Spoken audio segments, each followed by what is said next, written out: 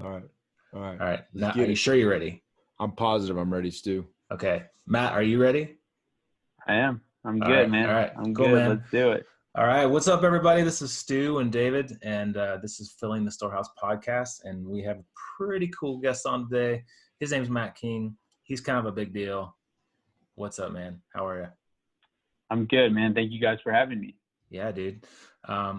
Well, if you could, for our listeners today, why don't you give us just a little bit of backstory of who you are and what you're doing and who is Matt King? Yeah, happy to. I was born and raised in a small town in Wisconsin called Grafton. Grew up there. Kind of never thought I would leave Wisconsin. Parents grew up there. It's kind of just a thing, right? You stay in a small town and that's what you do. Always have been entrepreneurial at heart. Always have been sort of fascinated and obsessed at the same time with money and how to make money and the power that money has, not only for the good it can do for your own life, but the good it can do for everybody else when you have money. Went through high school, very competitive athlete, played soccer and wrestled at a very high level. Came out of high school and was kind of like, I don't know if I want to go to college, but I'll do it because that's what everybody was doing. So I went to college, did well for a year and a half, 2 years, but didn't really know what I wanted to do. I knew I wanted to run businesses, knew I wanted to be a part of business. But when they said go sit in this econ class, I was like, man, this is boring. This isn't business. This is reading a textbook. So decided to started running a locker room at a country club. I was the shoe attendant, and I was like, man, how can I just keep up-leveling this locker room at this country club while I'm going to school? And just really took a lot of pride in what I was doing. And things started to go really well there, started to get noticed by a couple of the successful businessmen who were members there. And one of the guys said, hey, why don't you come help me run my silk screening business? Really on a rocket ship over here. And I think you could bring a lot of value. We're getting ready to move to a new building. And, you could help me. I'm like, well, I don't know anything about silk screening, but yeah, that sounds cool. Like running, being someone's second in command sounds really cool. So I did that for a few years. Long story short, I was working 70, 80 hours a week, and allegedly I wasn't working enough. And I was kind of like, man, I'll just do this myself. This isn't rocket science. This is printing t-shirts. So I left and did my own thing, was doing that while trying to go to college still.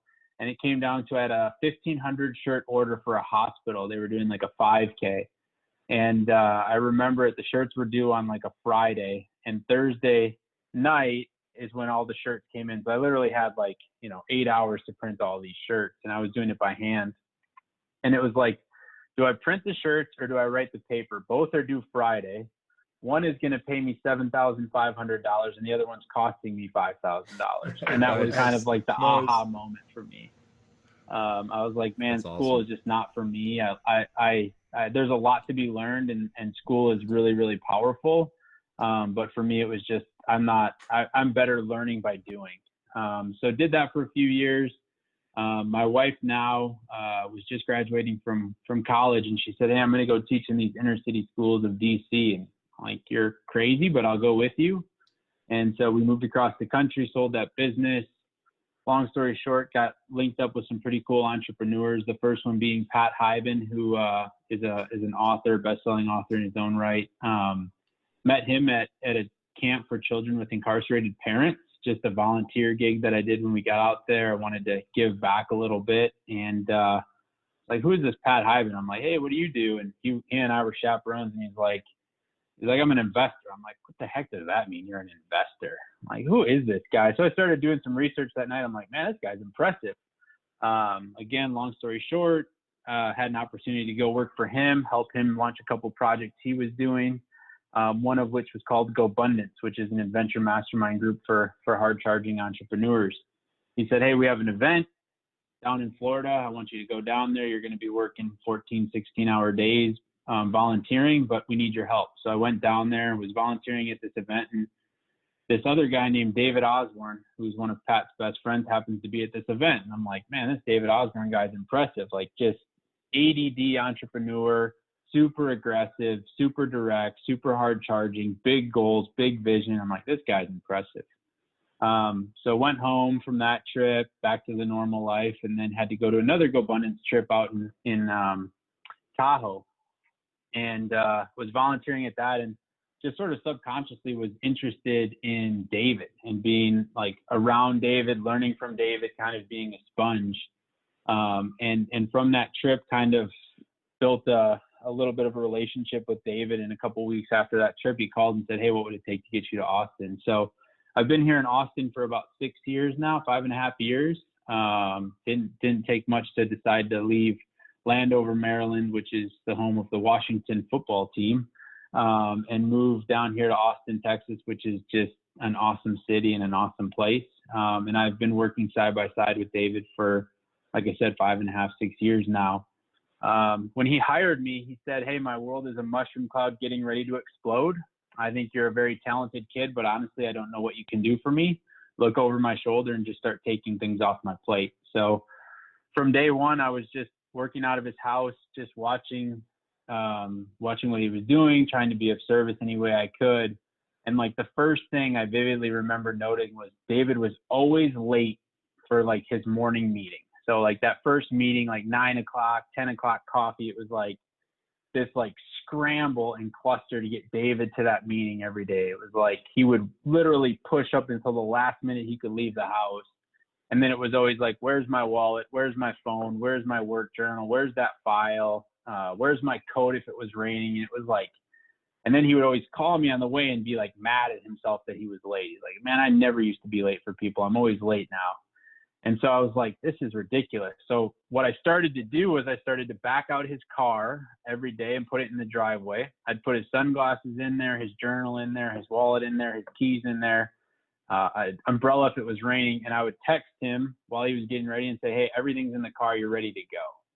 And like, just like that, I was like, man, that's so much easier to be rocket fuel for David by just trying to think ahead of where he's trying to go, rather than trying to keep up with him. And from that moment on, I've just been trying to do that every single day while working for him. It's like, where is he trying to go, and how can I always be ahead of him and making sure that he has what he needs before he even needs it.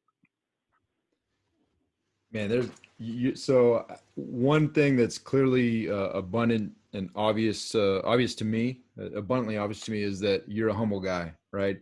So, as you're talking about these things, and there's clearly something about you. And the thing that kept popping in my head is transitions.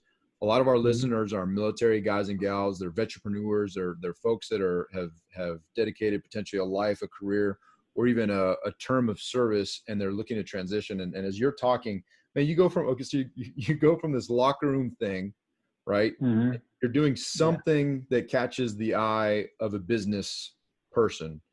They then say, "Hey, Matt, you need to come work for me." And then you go do your thing there. You find success. You go to this to your next thing. Some big time business guy, author. You catch that person's eye. He's like, "You need to come do this stuff with me." GoBundance is legit, man.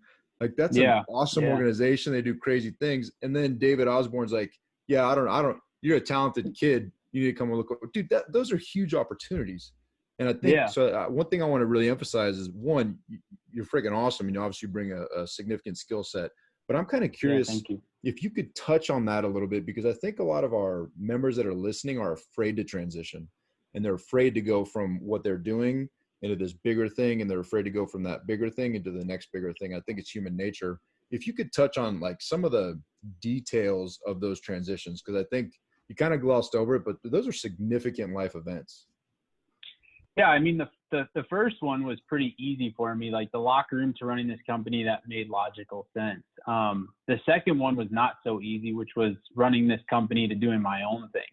And then the third one was doing my own thing to moving across the country with this girl that I was in love with. And candidly, I think like one of the greatest things that ever happened to me was starting to date my wife and starting to have someone by my side who was sort of a cheerleader. I've got great parents, an amazing sister. I've got an awesome family, but it's different when it's a spouse. It's different when it's like a cheerleader in your corner. And I've seen relationships where somebody can be a boat anchor and kind of just drag you down. And I've seen it where they can, be jet fuel and launch you to the moon. And I just got lucky that I got jet fuel, and she is not afraid to tell me I could be doing better. She's not afraid to tell me that I should be taking risks. And early on, I sort of had this, like, I don't know, foolish belief or foolish thought that, like, if the world is a video game, there's really only like 3 levels. Like, level 1 is, can you get your basic needs met? Can you learn how to eat? Can you learn how to put a shelter over your head? Can you learn how to pay the bills, manage your finances? Like, that's level 1. Level 2 was kind of where I found myself floundering, where you're like doing well, but you're not like fully free. You're not crushing it. You're not taking amazing risks. You're like doing cool stuff and you're up to good things.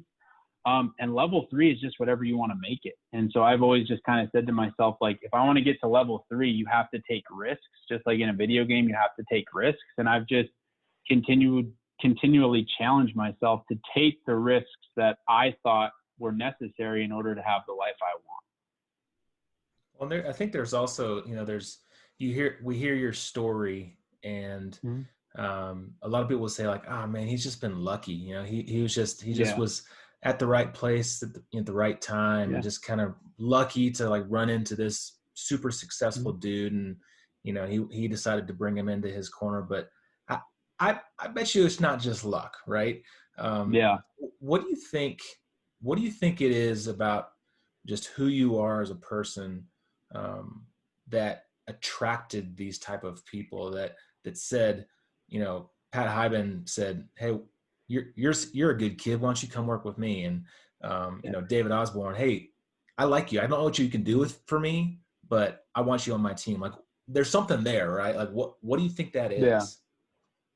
Yeah. So my dad growing up was always my soccer coach, and he always would preach to us that luck is when preparation meets opportunity. And I think, like, what I glossed over is I spent 4 years working in that locker room as the shoe boy. Like, it wasn't just like a 2-week stint and it was like, okay, great, next level. I spent 4 years working there. And the first year I was just absorbing, learning what you do. The second year I was like, okay, how can we make it a little better? By the third year, I was calling our vendors and asking what the top country clubs in Illinois are doing and how can we replicate that in our little country club in this small town of Mequon. So I think I've always been one that's looking to be prepared for when the opportunity is presented to me so I can take advantage of it. And then the other thing I think I've always prided myself on is being a servant leader. My mom, my dad, my sister, like, they all have way bigger hearts than me. And I like to think I have a pretty big heart. And so growing up around people that would give anything for their neighbor or the people across the street has made it very easy for me to be a servant. And that's what I continue to try to do every day. In the locker room, I was serving the members. The member noticed it and wanted me to serve him in his business. I served his business. I served my clients. Then I was serving Pat at a great level. The story I don't tell is when I was at that GoBundance event in Tahoe before David called me and asked me to move to Austin, his wife was getting ready to fly in. And it was like, it's like a guy's trip. So all the guys are just doing guy things, right? It's like ski all day, stay up all night and mastermind about how to be better husbands, fathers, businessmen, contributors to society, etc. And so, like, the day Tracy, David's wife, was going to come in, he's like, hey, can you go grab my ski boots? And, me, I don't even flinch. I said, yeah, absolutely. Let me go run and grab your ski boots. And that's like an example of being a servant leader and not flinching and just going to do what needs to be done. And I got into his room and it looked like a bomb went off. I mean, it was like underwear, socks, like it was a disaster. And I was just thinking to myself when I was in this room, I'm like, man, if my girlfriend came to this nice trip and was so excited to have a vacation and she walked into this, she would be furious. So I like gave David his ski boots. I'm like, hey, I think Tracy's going to be here in a couple hours. Do you mind if I straighten up your room before she gets here? Like, I don't think she'd like walking into that. He's like, I don't care. Go for it. So I like folded all this stuff, put it all in drawers, like cleaned up the room. And those are just examples of things that I did to prepare myself for when the opportunity did strike. It was just like kind of a mindset I have of always looking to serve and try to, be the best person I can to the situation and the people around me. And, they just reciprocate that in return. Yeah. I love that, man. There's something that, a few things that you said there. There's an agenda-free giving, right? You're preparing yourself, but you're being that servant leader, and that's huge because I can testify as well that you were I reached out to you, sent you a text after you talked to our group, and you were so gracious to do that, to talk to a bunch of military dudes, but I'm just some knucklehead. And I reached out to you right after. I'm like, hey man, I would love to pick your brain a little bit and man, you like jumped on the phone, offered me time to talk about our business. You were encouraging. And then you like started spitting out ideas. I'm like, oh snap, let me get a pen. Cause you were throwing out ways to make our business better. And that was like, we'd known each other for 15 seconds. And I think that's really important though, because if you're willing to serve and you're willing to do those things, especially our military folks transitioning, you're going to be a value add, right? If it's not always about yourself, that preparation and those actions are huge. And I don't know, you talked about your family raising you, but I feel like there's got to be some intentionality to that too. I think like, is it an intentional thought process that you go through that you're like, how can I serve here today? It may have been at one point, but it's probably just like you guys experience with the military. You guys serve on a daily basis for this country, for the people, for our freedom, for our rights. You don't wake up thinking, how can I serve today? You just wake up thinking, how can I be the best version of me? And the best version of me has transformed into somebody that tries to be a servant leader no matter what I'm doing. And I think a lot of it has to do with my parents. I think a lot of it has to do with my sister.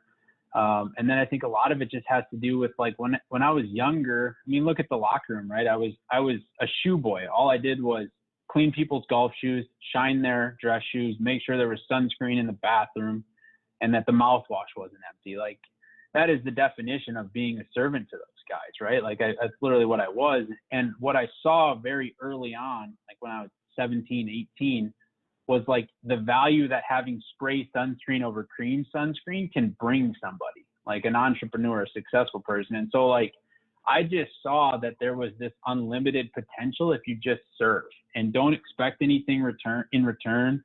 Don't do it for the reward, but just serve and trust that like the universe, God, whatever you believe in will serve you in return. And I've been very fortunate that plan has worked for me and continues to work for me. And there's days, not gonna lie, where you kind of are giving, and you kind of look in the mirror and go like, well, like when's it gonna come back? But I think like you just have to remain humble and just remain patient and trust that like if you're not looking for it to come back, it comes back tenfold.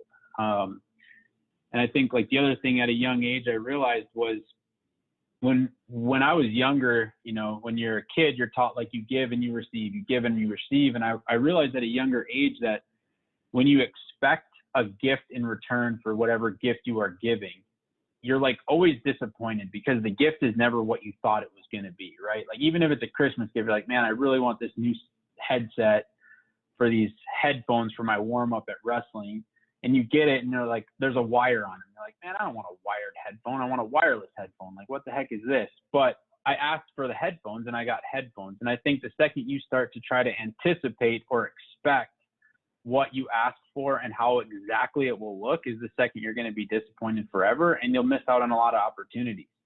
And so one of the things I've always tried to tell myself is everything I ask for in my life shows up. It just might not look how I expected it to look. It might have green wrapping paper, not red. And so I think, it's life experiences, it's family, and it's just kind of a belief in a higher energy, a higher power, a higher thing than me and what I can do by myself. Good stuff, man. Oh, wow. Yeah. So you've been working with David Osborn for a while now, and you came on and talked to our group, and David came on as well. And one of the things that I know he's big on, and I'm assuming that you've kind of either been big on before or learned from him is this idea of a vision, like like mapping out your plan, like 10 years ahead, doing a vision board and stuff like that. And we've talked about it on a few of our other podcasts, but I'm curious to hear your thoughts on it. And is that something that you've kind of always done, or is that something that you learned from David, and do you do it yourself? And kind of what's that look like? Yeah, that's a great question. I mean, growing up, I was a competitive athlete. So there was always a goal. There was always a vision for the season, for the tournament, for the match, for the meet, whatever I was doing, there was always a goal. There was always a vision. When I was working for Pat Hyben, he's like, hey, I want you to go to this goal setting class that David Osborn is teaching. I was like, oh, great. Here we go. College all over again. I got to go sit in a classroom for 8 hours.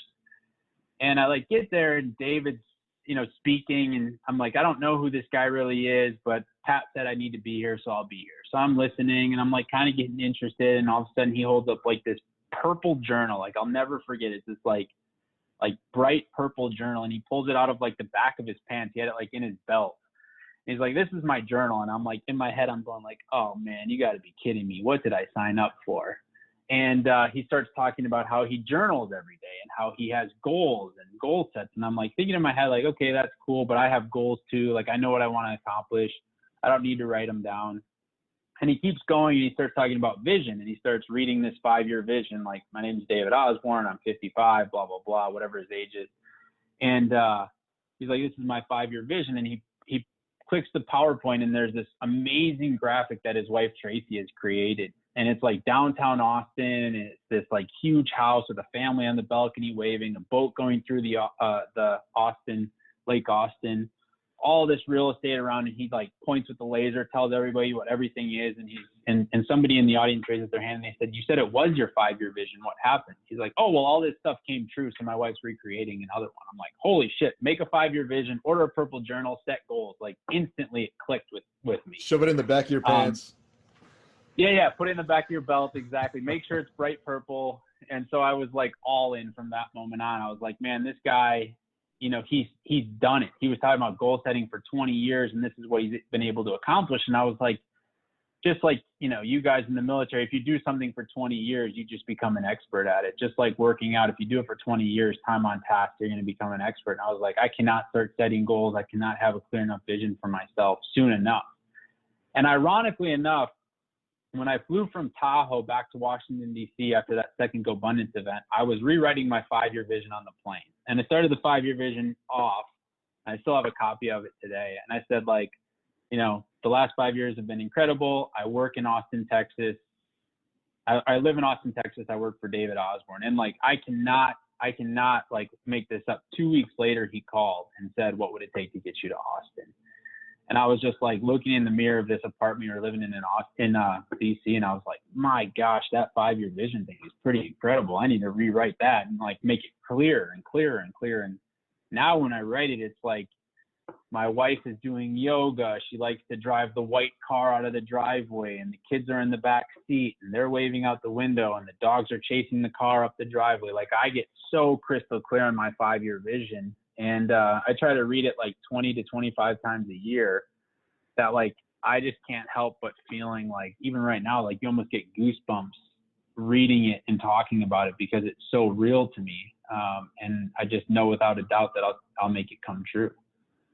So yeah, 5-year vision is David's huge on it. And I think him being huge on it and teaching me that day in Maryland has made, you know, changed my life exponentially. Yeah, that's cool. Two things that we love to talk about, you know, with each other in our daily fellowship and also on the podcast is mindset and action. And that vision, right? It gets you in that mindset. It's a mindset to even get to that spot, to believe that you can create those things, to give yourself permission to be great.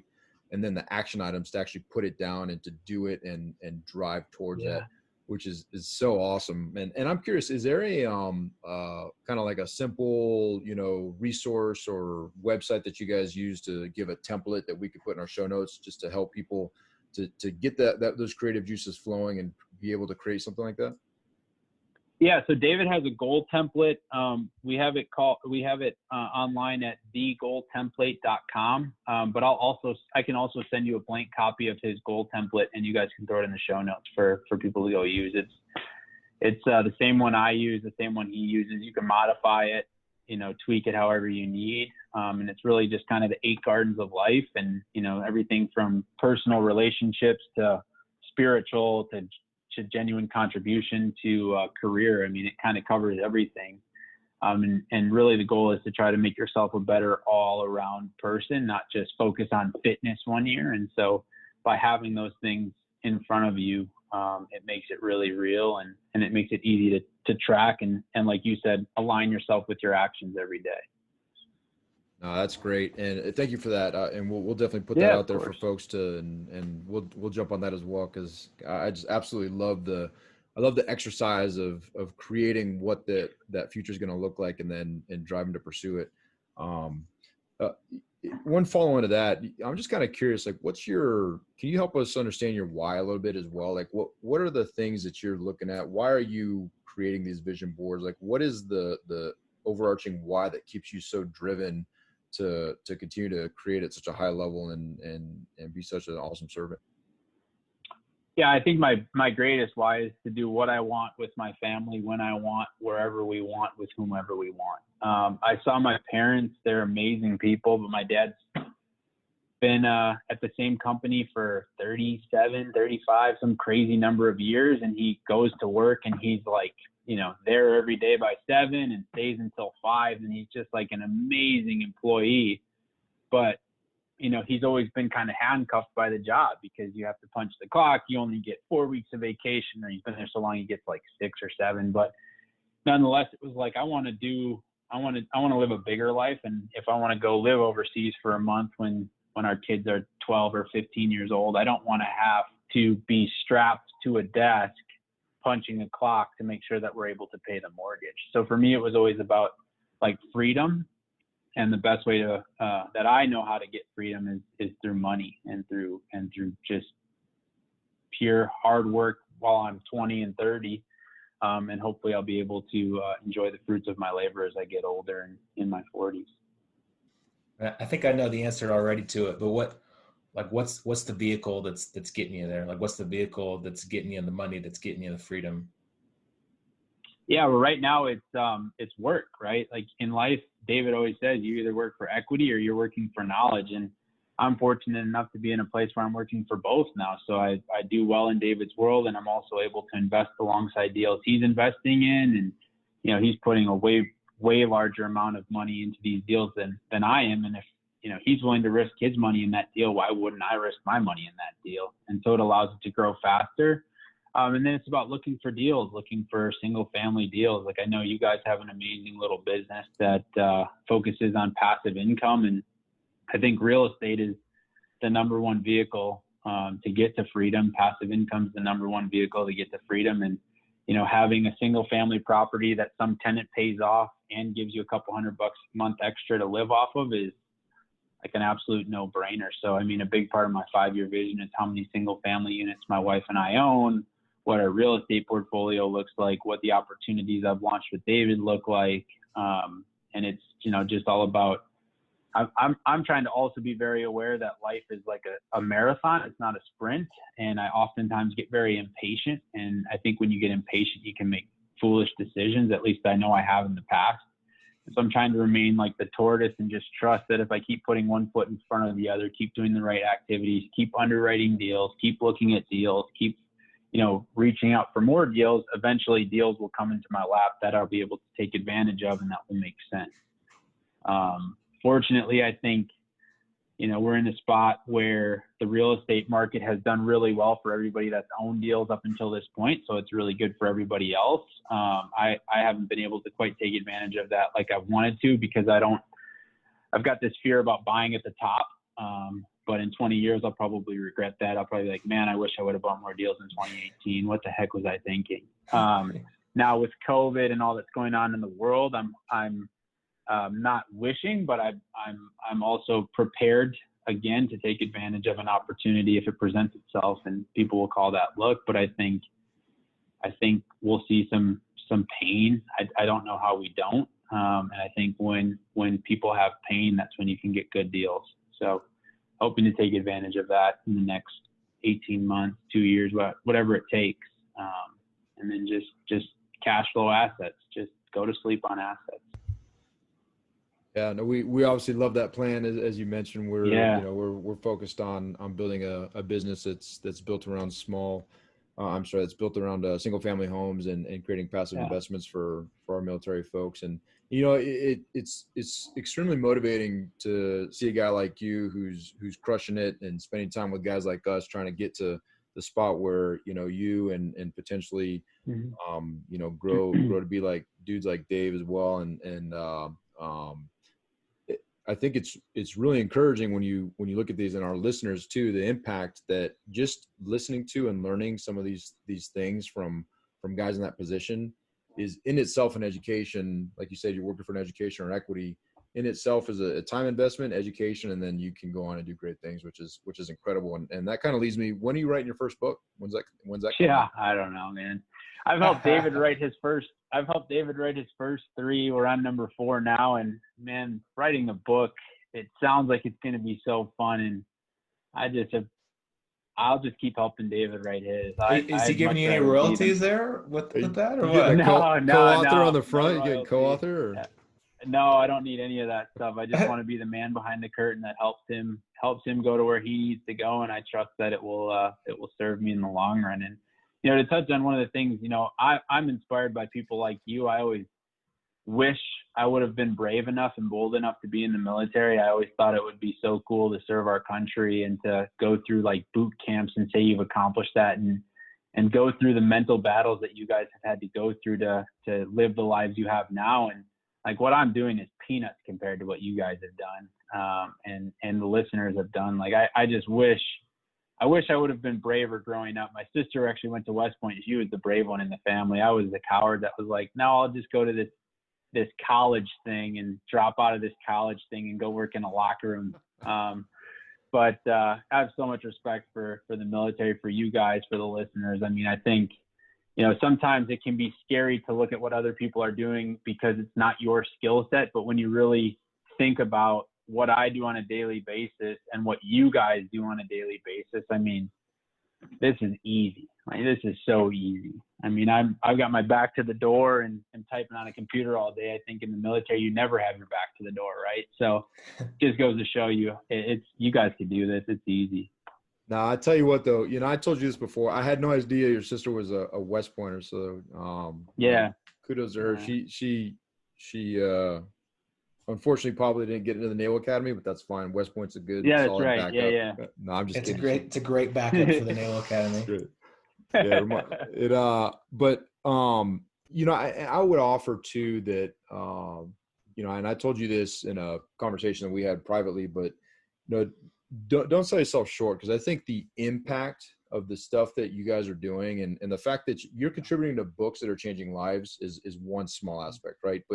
But I will tell you, after you and I got off the phone, I called Stu and I'm like, hey, dude, I was talking to Matt King and like he said, blah, blah, blah, blah, blah. And like, we need to be thinking about this and that and the other things. Like the words that you said had power and they resonated and they had influence and impact. And so I will offer that what you're doing is not, if it was easy and simple, then David Osborn would be going out to a bunch of dudes saying, hey, why don't you come work for me, look over my shoulder and make me amazing, right? Like that doesn't, that's not the case. So I would just encourage you that, the words that you had, that you're saying, the time that you give, the effort that you put in has huge impact. And I'm telling you, there are going to be people that listen to this podcast, military members that will be inspired to do something vastly different, and it will create opportunities for them that'll change their lives. I have no doubt about that. Because I personally have grown from when you presented, and I think David was transitioning from like onto the golf course that morning when he was brief. I still love that. That was classic. I love that. It was awesome though. He's like, hey, hold on one sec, guys. You hear him make a good shot, and then he comes back and talks and drops some knowledge bombs. But he can't do that without you, right? Mm-hmm. So like I would just offer that you are changing the world in a different way, and it has just as much impact, if not more, to free people's time and ability to reach their highest and best is a very significant accomplishment. Yeah, I appreciate that, and I like to hope that that's why I jumped on the phone with you. That's why I tried to give you as much knowledge as I could, because I know there's things that you've done in your life that have allowed, me to have freedoms that I have. And so the least I can do is do the same to you without expecting anything in return. And it goes back to that servant leader, right? I mean, the military, that's like the best example of servant leadership that there is. And so I just try to just be a servant leader at everything I do and trust that it will all work out. And so far, knock on wood, it has. Stuff, man. Well, I know we're running kind of up against the time block here. One thing I just want to kind of finish off with was just a piece of advice. If there's a piece of advice that you could give to our listeners to help them, kind of get on the path where you are and be doing what you're doing and doing, getting into business and real estate and What piece of advice would that be? Yeah, I think the number one thing that I would tell somebody is listen more than you talk. I pride myself on going to meetings with David, tagging along on conversations that I got no business being involved in, and sitting in the back and just writing notes like I'm trying to wear out the paper. I mean, I am just always trying to be a sponge. And I think for some reason, sometimes people in society think that if you don't talk, you're not smart, or you're not brave, or you're not, courageous enough, you're not a leader. And what I've learned in my life is that, by listening and absorbing all that's going on around me, I have been able to build this wealth of knowledge inside of me and this confidence inside of me that when guys like you call and ask for advice, I'm able to just spew all this advice that I've heard David give to other people in these deals, other people give to David in these deals, and just sort of regurgitate all of this content that I've got. And I think, just being comfortable listening and being comfortable taking notes and paying attention, I think serves people for a lifetime. And it served me. And so that's the one thing that I think people wouldn't think that I would give as advice, but I would give as advice is just listen way more than you talk, and just listen. That's awesome, dude. I love that. David needs to do that a whole lot more. He's kind of a talker. You knew that was coming. No, it's true, and I have to usually to fill the space for Stuart's awkwardness, right? You're talking about the levels of the video game, and I'm just like, man, I don't know. Is there a half level before the basic, the things like showering, brushing your teeth? Is there one step just right below that? Because I think Stu needs to master that level first, and then it's gonna be great. It's gonna be great. Well, funny, I mean, I've been saving that one for a while. Yeah. Sorry. Yeah. Right. I was gonna say, what I'd like to end with is what you guys are up to is amazing. I think trying to pour content back into military folks and give them education or knowledge or wisdom for whatever life might throw at them next is so powerful. And your guys' business opportunity of turnkey rentals. I mean, you are literally giving people financial freedom when you sell them those assets and when they buy them. I mean, that's a cash flow stream that they should be able to have the rest of their lives. And so what you guys are doing is so cool. I mean, I hope the listeners continue to enjoy the content and the value you guys bring. And if I can ever be of service to you guys or your audience, just don't hesitate to reach out. Hey man, I took our last conversation when I said we're going to get on, you offered weekly phone calls, and I took that as a mentorship contract between us. Man. So I think I'm in. Whatever it takes. I learned just as much through these conversations as anybody. So again, I'm always trying to sit back and, listen to what you guys are up to and trying to learn. I'll tell you, that's very encouraging, and thank you for saying that. And what I've been extremely encouraged by is a lot of our investors are vast majority of our military folks, and the first deal that most of them have ever done is with us, and then to see their trajectory after that, because they're military guys and gals, right? So they're super motivated. They're a lot of them, they're not necessarily extroverted, but they're alpha type people.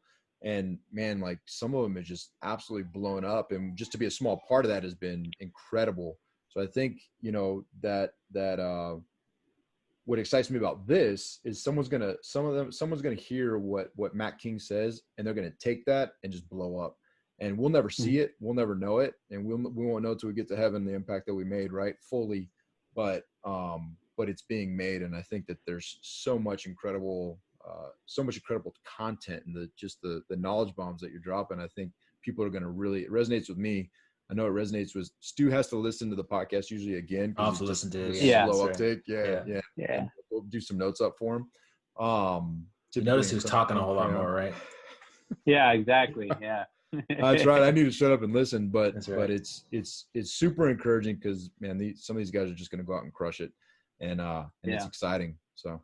Well, I hope they crush it by taking advantage of the deals you guys have. I mean, my sister's a great example. She was calling me this morning, found a deal in Wisconsin, should we buy it? And I'm starting to educate her on what to look for and why it's not a good deal, why it is. And she's like, man, I just would love to get into real estate. I just don't know what to do. And you guys are showing people, hey, you don't know what to do, but let us show you. Let us show you by giving you something. And I've always learned best that way, and I think most people do. So I hope people keep taking action towards the financial freedom that we all deserve and we can all go out and achieve if we just take one step a year. If we all just bought one rental property a year, in 20 years, we'd be calling each other and saying, do you guys want to go to Cancun or Bermuda? Which would you prefer? And I think that's what I want for everybody. Tell your sister that we normally don't help West Pointers, but if in this case she wants to get on a call, then we'll be happy to Hey give man, her a we're shot. trying Just to because she's a brother of Matt. We're trying to do a deal, man, with the West Pointer. Yeah, exactly. Wholesale deals. I'll help her negotiate the contract. All right, cool. Sounds good. No. That's cool, man. Awesome. Well, Matt, how can people get in touch with you if they want to reach out and continue to pick your brain? Yeah, I'll just give you guys my email and you can throw it in the show notes. I have no problem with people sending me emails. I'm happy to be of service any way, I can, any way David can. I mean, I'll speak for him. He's a very servant leader himself. I mean, I've seen him carry my lunch bag out of his house one day because my hands were full. I'm like, what are you doing? He's like, I'm just helping you. I'm like, you don't have to do that. He's like, you help me every day. So I know that he's given to me, and I'll continue to give to anybody that needs it, and he'll do the same. So any way we can be of service, let us know. Awesome, man. I appreciate it.